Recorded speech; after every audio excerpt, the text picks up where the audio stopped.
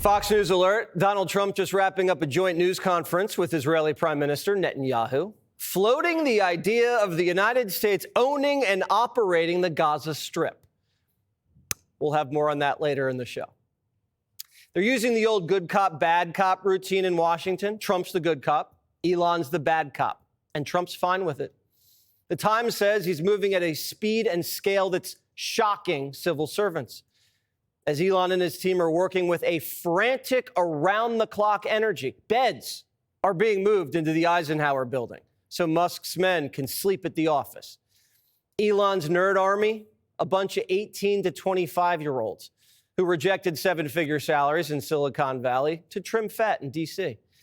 Young engineers in black backpacks, underpaid patriots, hitting the federal bureaucracy with AI and seeing what kind of waste, fraud, and abuse spills out. For decades, bald 60-year-old inspector generals audited federal agencies, found pork, wrote a report that no one read, and nothing changed. Finally, Trump assigned it to a pack of whiz kids, and we're already saving $1 billion a day. Pink slips are flying like confetti at the RNC. Bureaucrats are showing up to the office, and before they get coffee and log on, DOGE says, come into the conference room and sit down. This will only take a minute. DOGE was in the building. We took down our pride flags. I took out any books I felt would be incriminating.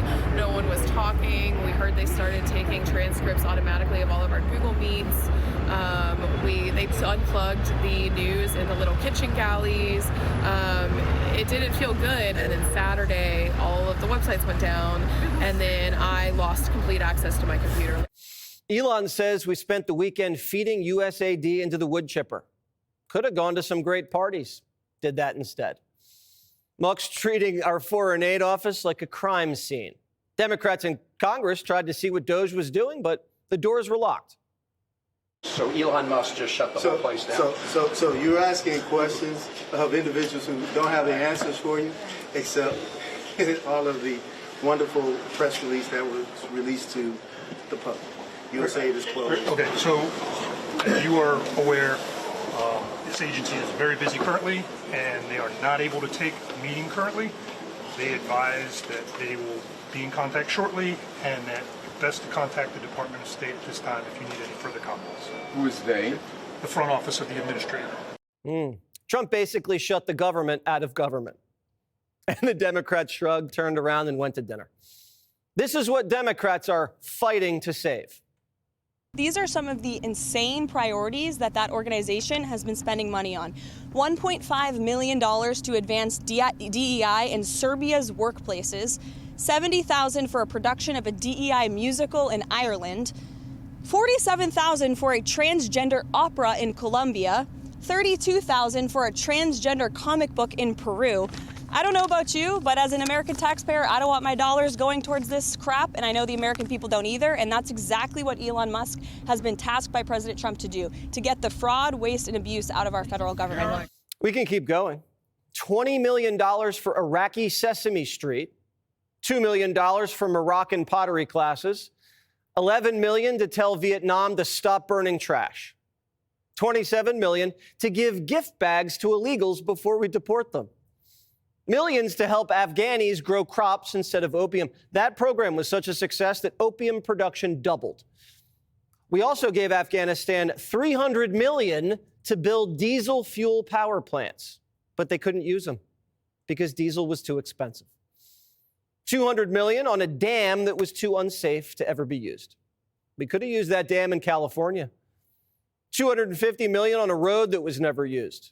We literally built a road to nowhere. Oh, and we gave Syrians $9 million for humanitarian aid, but someone messed up and it went to Al-Qaeda. $1 million for bat research in Wuhan. That equates to $1 million for each dead American. USAID was funding Fashion Week in Paris. France isn't even paying its NATO dues, and we're paying for their Fashion Week. USAID's a $40 billion deep state social justice slush fund. And the president says it's a little fishy. Elon Musk, how often are you talking to him? And have there been ideas that he's brought to you that you said, oh, no, wait a minute, this is going a little too far? Oh, many ideas, but look, he's done a great job. Look at all the fraud that he's found in this USAID.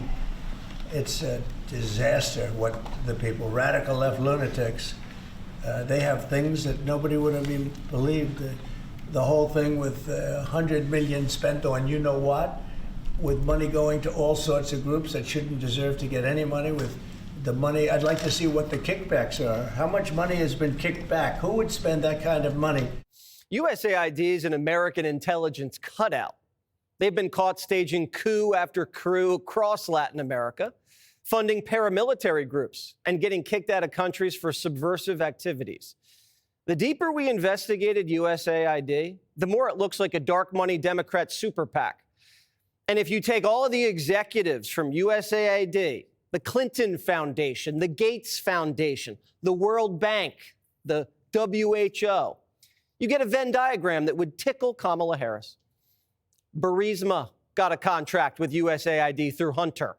It was so shady that the Obama White House was like, nice try, and canceled it. Hunter's firm was repping clients who were trying to cash in on USAID disaster relief in Haiti. And by the way, the Clinton Foundation worked arm in arm with USAID in Haiti, and $1 billion disappeared, and Haiti is still Haiti. USAID was pouring billions into the hands of open borders groups. We were literally funding the invasion and buying them gift bags as they left. Here's Stephen Miller. There's probably no entity in the government that is more of an entrenched power center of unelected bureaucrats with less accountability, less oversight than USAID. They funnel money to their cronies all over the world through a swampy network of NGOs, non-governmental organizations, and cutouts, including potentially some very troubling elements of focusing on things like regime change and destabilizing foreign countries. But this is not about America's interests. Donald Trump is courageously restoring democracy. Americans voted for one man, Donald J. Trump.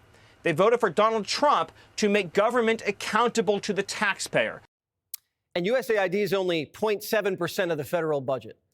If they found this much fraud and corruption in this one tiny agency, imagine how bad the rest of it is. Imagine what we'll find in the Pentagon. We hit a nerve. And of all the things that Trump's done in 3 weeks, of all the things, the media chose foreign aid getting DOGE to go to war. What's happening right now is a hostile takeover of the U.S. government. I'm going to tell you right now, people are going to die in very large numbers around the world who are expecting the United States to live up to our promises, to get them medicine, to get them help. Donald Trump says, we don't care. You go die. If this were happening in any other country right now, I promise you, I'd be on the air calling it a coup. Cutting foreign spending isn't a coup. A coup is when you whack a doddering president from the ticket. AOC, whose district turned into a red light district because of Biden's migrants, doesn't have a crush on Musk anymore. Now she thinks he's dumb. This dude is probably one of the most unintelligent billionaires I have ever met or seen or witnessed. They don't do their homework. Clearly, like, they're putting 19-year-olds in at the Treasury. This dude is not smart. And the danger in the lack of intelligence and the lack of expertise that Elon has. I mean, this guy is one of the most morally vacant, but also just least knowledgeable about these systems that we really know of. A dumb billionaire doesn't shoot men into space like Musk. A dumb billionaire opens borders and prisons like Soros. Chuck Schumer dropped his Corona and guac and started singing.